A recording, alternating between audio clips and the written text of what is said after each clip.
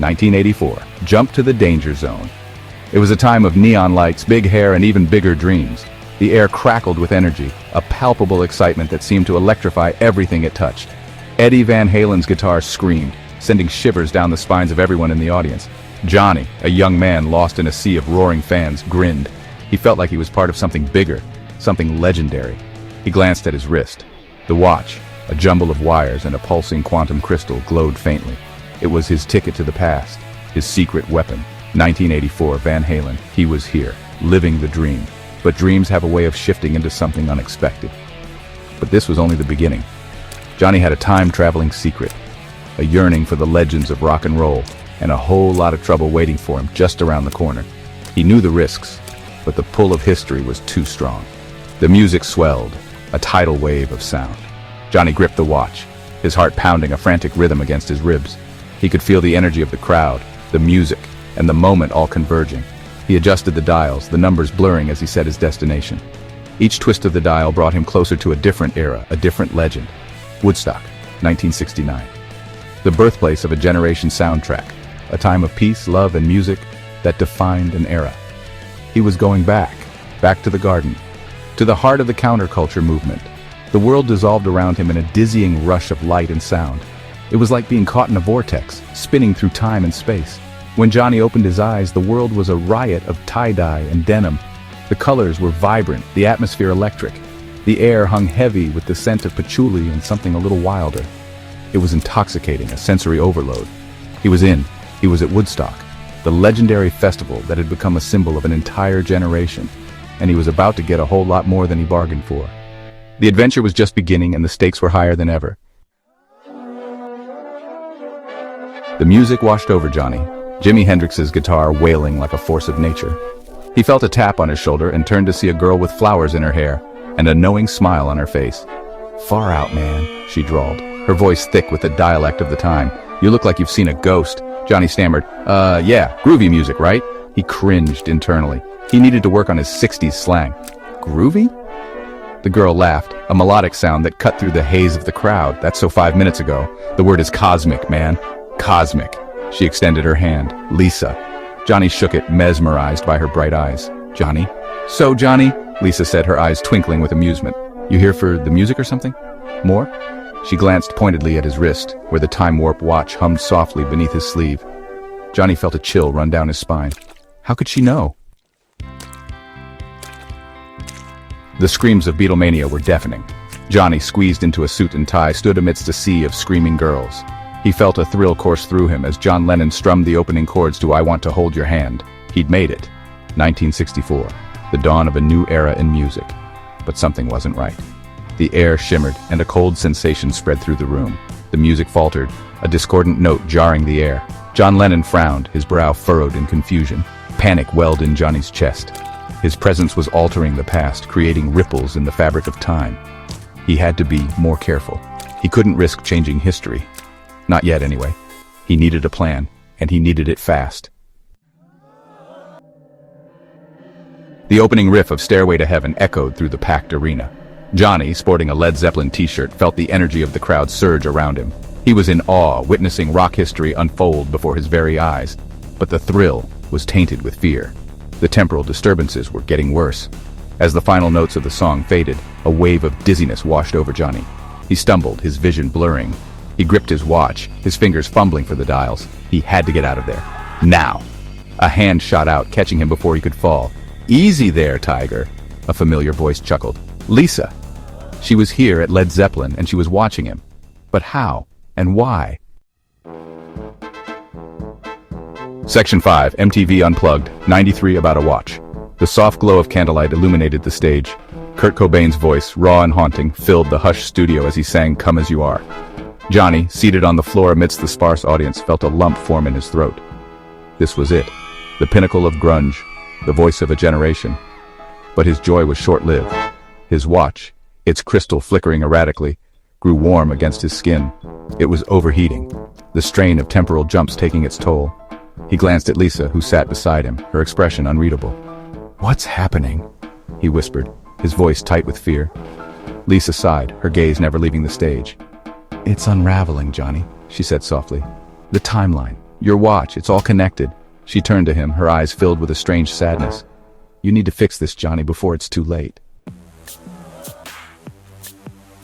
Section 6. Wembley. Stadium, 85. A kind of magic, and iPhones? The roar of the crowd was deafening as Freddie Mercury commanded the stage. The energy was electric, the atmosphere charged with anticipation and excitement. It was a moment that would be etched in the annals of music history forever. Queen Live Aid, 1985. It was the greatest concert ever staged, a testament to the power of music to unite the world. People from all walks of life, from different corners of the globe, had come together for this one monumental event. The sheer magnitude of it was overwhelming. Johnny, caught up in the euphoria, almost forgot his mission, his failing watch, the impending temporal apocalypse. Almost. The weight of his responsibility was heavy, but for a fleeting moment he allowed himself to be swept away by the music and the crowd. He felt a tap on his shoulder and turned to see Lisa, her face illuminated by the stage lights. She looked different, almost out of place in the sea of retro concert-goers. But something was different. Gone were the tie-dye and the peace signs. The familiar symbols of the era had been replaced. In their place, she wore sleek, futuristic clothing that shimmered under the stage lights. It was as if she had stepped out of another time, another world. Her eyes, filled with a strange urgency, met his. It's time, Johnny, she said, her voice taking on a steely edge. The gravity of her words cut through the noise of the concert. Time to face the music. The phrase held a double meaning, resonating deeply with the situation at hand. She pulled out a device from her pocket, sleek and silver, with a glowing Apple logo on the back. It was unlike anything Johnny had ever seen before. It pulsed with an otherworldly light, casting an eerie glow on their faces. It was unlike anything Johnny had ever seen. The technology was far beyond his comprehension. It was an iPhone, but impossibly advanced. The design was sleek, the interface holographic, like something out of a science fiction film. It was a marvel of engineering, a glimpse into a future he could barely imagine. What is that? Johnny stammered, his voice barely a whisper above the roar of the crowd. His mind raced with questions. Lisa smiled, a knowing glint in her eyes. She seemed to understand his confusion, his awe. This, Johnny, she said, holding up the device. Her voice was calm, yet filled with a sense of urgency. Is the key to saving everything. The weight of her words hung in the air, a promise and a challenge all at once. Section 7. The Reckoning. Kronos arrives. The air crackled with static as a figure materialized out of thin air. He was tall and imposing, with piercing blue eyes and a stern expression etched on his face. He wore a long coat and carried a strange metallic staff that hummed with energy. This was no ordinary concert-goer. This was Agent Kronos, time-policing enforcer, and he had come for Johnny. Jonathan Smith, Kronos boomed, his voice amplified by some unseen force. You are in violation of Temporal Accordance Directive 1749. Cease your meddling with the time stream at once, or face the consequences. Johnny felt a surge of defiance, fueled by adrenaline and rock and roll. He wasn't going down without a fight. He glanced at Lisa, but she was gone, vanished into the crowd. He was on his own. I'm not hurting anyone, Johnny retorted, his voice trembling slightly. I just want to experience history firsthand, to see the legends perform. Kronos' expression remained unchanged. Your actions have consequences, boy, he said coldly. Consequences that could unravel the very fabric of time. Section 8. Setting things right.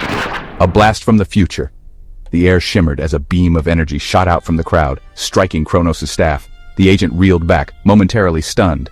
Lisa reappeared, her iPhone 100,000 glowing brightly. It's a temporal stabilizer, she explained, her voice calm and steady.